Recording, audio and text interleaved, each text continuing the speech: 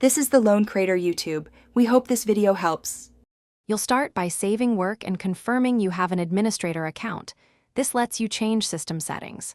Once done, check whether your OS is Windows 10/11 or Mac OS because the steps differ slightly. Make sure any external displays are connected so you can see changes immediately. Next, use the keyboard shortcut to show the desktop or open system settings. This begins the process of restoring the home screen layout and app icons and prevents accidental lockouts while you proceed. Now you restore the visible elements. You can press Windows+D to reveal the desktop or swipe up for mission control on Mac OS to locate missing items. If icons are hidden, right-click the desktop and enable Show Desktop Icons or open Finder View options to display them. This is why items disappear visibility toggles.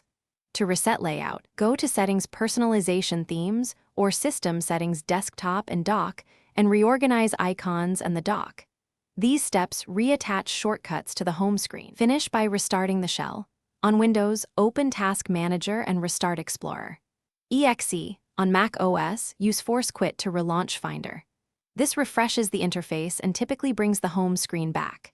Make a backup or system restore point so you can return to this working state. If elements remain missing, verify you're logged into the correct user profile and install pending updates. Those can fix interface bugs. One troubleshooting tip: create a new user to test whether the issue is profile specific. Thanks for watching. Consider subscribing if we helped you.